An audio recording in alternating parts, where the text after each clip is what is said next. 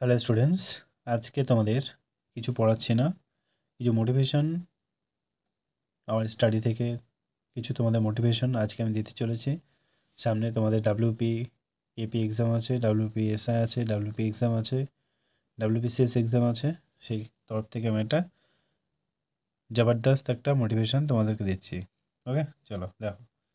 বস, আপনাকে বলছি, একবার চ্যালেঞ্জ নিন।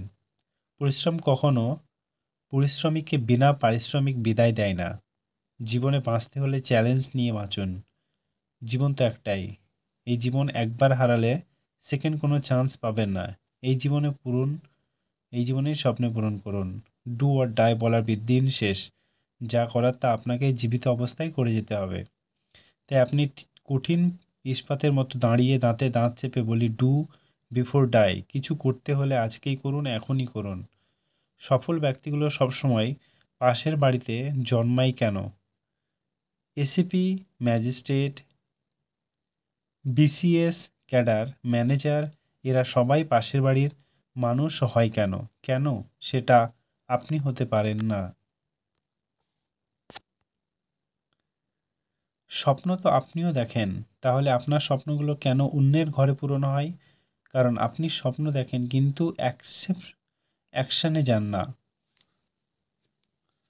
বস, একবার চ্যালেঞ্জ নিন, জেডটা ঠিক জায়গায় রাখুন। আপনার কাছে সফলতার সূত্র একটাই, আগে শূন্য থেকে উঠে এসে সবার মতো হব। এরপর ইস্পাত কঠিন মনোবলে সবাইকে ছাড়িয়ে যাব। কে বলল তুমি পারবে না? আর কে বলল তোমাকে দিয়ে হবে না?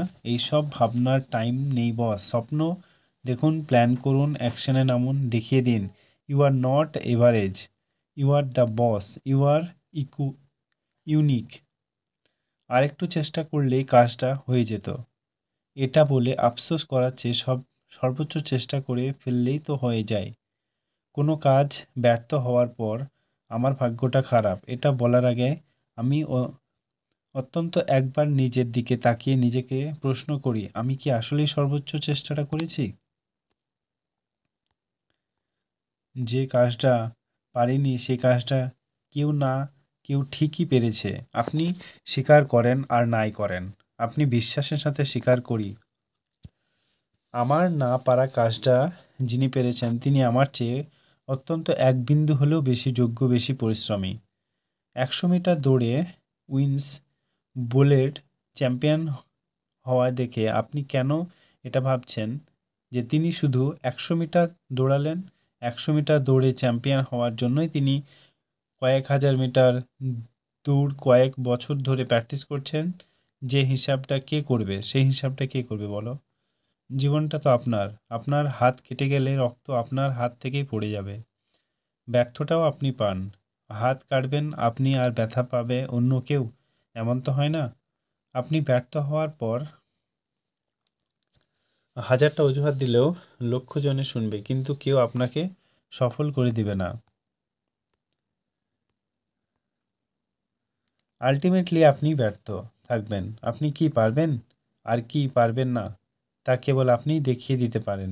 নিজে নিজে শ্বাস নিয়ে আপনাকে বাঁচতে হবে। আপনার সবচেয়ে প্রিয়জন ও সাধ্য নেই নিজে একটু বেশি শ্বাস নিয়ে আপনাকে দুদিন বেশি বাঁচিয়ে রাখতে। তাই আপনার জীবনের সব কিছু আপনাকেই করতে হবে। অতএব কারো নেগেটিভ ভবিষ্যৎবাণীকে হতাশ করবেন না। You story will be that best history. ইতিহাস আপনাকে রচনা করতে হবে না, বরং আপনাকে নিয়ে ইতিহাস রচিত হবে। বস, জীবনটা যদি আপনার হয়, সফলতা ব্যর্থতা সবই যদি আপনার হয়, তবে আপনি পারবেন কি পারবেন না তা নির্ধারক কেন অন্য কেউ হবে? দৌড়াতে হলে নিজের পায়ে জোর লাগে, অন্যের পা কতটা শক্তিশালী তা নিয়ে আপনার গন্তব্যে পৌঁছানো যাবে না। স্বপ্ন যদি ভুল করেও একবার দেখে ফেলেন, তবে একবার তা পূরণ করার চেষ্টা করবেন। প্রয়োজনে স্ট্র্যাটেজি পাল্টাবেন কিন্তু চিন্তা পাল্টাবেন না। পথ পাল্টাবেন, যা যা পাল্টানোর সব পাল্টাবেন, কিন্তু ভুলেও স্বপ্নটা পাল্টাবেন না। টার্গেট পাল্টাবেন না। গতবার যিনি চ্যাম্পিয়ন হয়েছেন, এবার যদি আপনি তার চেয়ে একটু বেশি শ্রম দিতে পারেন, তবে আগামীকাল চ্যাম্পিয়ন অ্যাওয়ার্ড তো আপনারই হাতে উঠবে। ইতিহাস হিসাবটা এখানেই খুব সহজ। সো তোমাদের যদি মোটিভেশনটা ভালো লাগে অবশ্যই একটা কমেন্ট করে যেও। Thank you, all the best.